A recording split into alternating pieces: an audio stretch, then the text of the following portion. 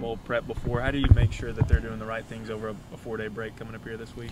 Well, you constantly try to educate them, and they've been kind of in uncharted waters, not just for this whole entire bowl preparation, but the entire season. But you have to rely on your maturity and also, the ability to play on center stage. January 2nd in the Tax Slayer Bowl, and they've had a great week. About 10 days of preparation for this great bowl game. Now it's what you do with it when you go home, but it's also very deserving of them going home and to be able to be with their family and their relatives over the holidays. How much do you send them a text here or there? Do you try and let them just get all the way out? Yeah. They'll get constant reminders, but again, they've done a great job, and it leads me to believe that they'll be mature when they go home as well, but they'll have some constant reminders. How they handle the first phase of bowl prep? Maybe it's broken into a couple stages, and there's pre-Christmas. How'd they handle that overall? I thought they've handled it exceptionally well. They've been very, very physical. We've had to back off in nature kind of the last few practices because of the physicality, but we also understand we're playing a very physical Iowa football team. But I think they've handled the work capacity, the work volume very, very well.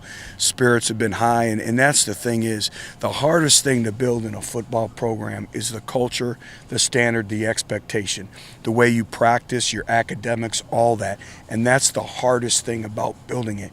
Now the next step is maintaining it, but we've been through the hard process, and I think that shows with getting to a bowl game, a January bowl game, that shows with a 2.77 overall GPA, and it shows with our work ethic. But I think they've handled it exceptionally well. Do you get the sense from your defensive linemen that they're excited about this challenge? I mean, obviously Iowa's got the Outland Trophy winner, obviously, but there's a few other really good players on that line too. Well, it is a great challenge, and they're a very, very physical football team, and we're going to be challenged on each and every snap, and they know that. So there's a lot of physicality, mental toughness, the physical toughness, everything that goes into playing a line of scrimmage game like this game will be, and it will be a line of scrimmage game. And obviously they have our respect and they have our attention. All you need to do is watch them on video. Very, very imposing offensive line and defensive line as well. Which, when you've got two guys that can get to the quarterback like Kurt and Derek have shown this year, how much does that open up things to the rest of your defense? How much does it make your whole defense better? Well, it does. And the big thing now is, for the 3 technique or the 1 technique to be able to win a one-on-one matchup. And what happens at times is when you're explosive off the edge, it does create some one-on-one matchups inside. But also, some of their sacks are what I call opportunity sacks, where the interior defensive front has done their great job, have generated a push up the middle, and now the quarterback flushes the pocket and they're able to get that sack. So a lot of times, even though sacks are individual statistics, they're really team statistics as well, in terms of the secondary, the linebackers, but also the whole entire defensive front. I suspect Barnett's going to be lined up against Sherman as part of the game. Just what kind of opportunity is this for him to kind of make a statement, and how has he kind of responded in full practice? Well, it's a great opportunity, but also a great challenge. He's going against an individual who's going to be a first-round NFL draft pick, has played in a lot of football games, has maturity, has a strength and conditioning element in a full-time college football program for a number of years. So this will be his biggest challenge to date. What's made Kurt as good as a pass rusher as you've been the last few weeks, month of the season? What's he's done to kind of just Kurt has really worked on his game. We talk about working your craft each and every day, your hands, your get off. Everything is about stance mechanics and your get off. And you have about 1.9 to 2.2 seconds to run an 11-yard circle, basically, to get to the quarterback. So you have to be thinking it's a strategic game, but it's also a conditioning game of the ability to rush the passer. And he's really worked exceptionally hard on that. How have Vic and Ryan, responded? They've responded really well. They've had a very, very good bowl preparation. I think they continue to get better and better. I think their confidence has continued to grow. And, we talk about pride in performance, but consistency in performance as well. And I see that really generating in those two individuals. So I've been very, very pleased. I know Coach Z has been pleased, and they're earning that trust more and more. But you can just see by their body language, by the way they play the game, they're playing very confident right now. Does the position change at all because they don't have the same kind of height that Jason had? I mean, I don't say if there are plays that are off the table, but is there anything different about their philosophy? Yeah, from the philosophy of the plays, some things that we do, but you have to be a complete player, and they've shown that. The thing, they may not have the height, but they have the vertical jump. And that's one thing, is to have the height, but if an individual has the vertical, you can still, throw the fade pass down there and all that. And we'll do some different things, moving some positions around positionally. But, we'll run our offense, but we'll play to the skill set out there as well. Where did you see the most significant strides on defense from last year to this year? Well, I think it starts up front, the ability to generate a pass rush. I think our overall style of play, generating turnovers, I think probably the most significant improvement has been in our third down productivity and getting off the field. And that's something that we started all the way in spring football, really in the winter strength and conditioning program. But I think our overall style of play, the standard, the expectations, and the ability to generate a pass rush.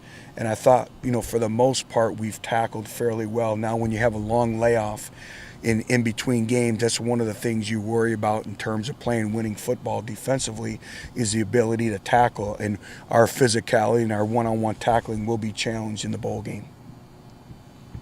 How much are you looking forward to these next 4 or 5 days to spend time with your family and away from all this? Well, looking forward to it. Really, our coaching staff really has not had any time off since we started this journey in August. And, it's making sure we complete everything possible to put us in position to win the bowl game going down to Florida. But our players have done a tremendous job. But, I am looking forward to being a dad, being a husband, stepping back and enjoying Christmas a little bit, and just being thankful and grateful for many things. We're at a great institution, surrounded by great people, and it's a time to give great thanks and to be around kids, and so I'm looking forward to it.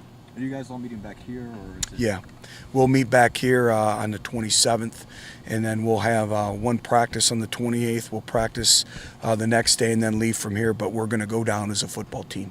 How much more enjoyable is Christmas for a coach when you get to go back to practice a couple days later and you don't have to kind of wait another 3 or 4 months? Well, much more enjoyable. And even this time of year, when you look at the weather today and being able to go out here and do what you love to do, and that's coach football, and for our players to improve and practice football and really feed off our players. Our players have had a great demeanor the entire bowl preparation today, the energy that they showed. And, a lot of times if you're an immature football team, you're kind of just trying to pass time and you're just trying to get by. And when you get by, you don't get any better. And they attacked today. I've liked their overall approach. So it's been a very rewarding bowl preparation, and looking forward to continuing that when we get down to Florida. You'd mentioned the Gatlinburg trip. Is there any other kind of bonding stuff you guys made a point to do this week? We did a team movie, and then we've had just a lot of sessions where individuals have stepped up and spoke.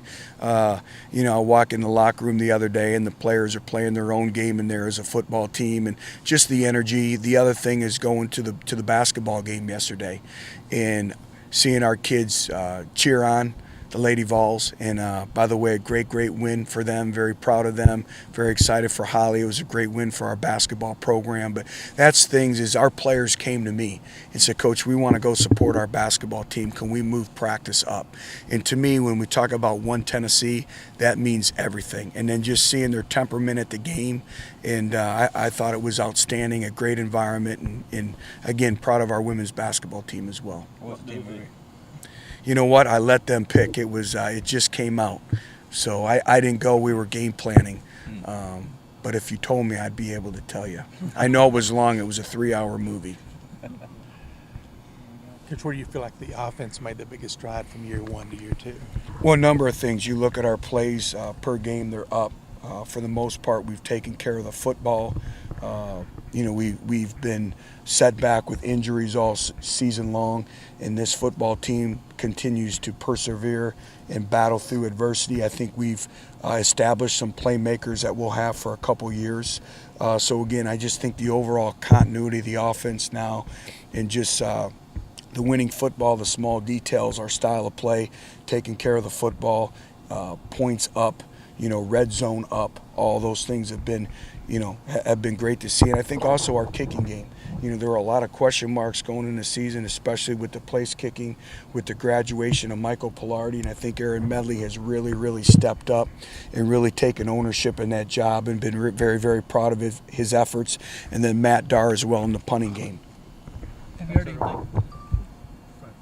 Have Have you heard anything from the seniors, Jacob Carter, Jordan Williams, those guys, how thankful they are, I guess, to be practicing this time of year and still playing, have another game left and have this whole experience? Hear it every day, and that's what makes it rewarding. Is they talk about it every day, and they say, "Coach, we'd be home right now. We'd be home right now."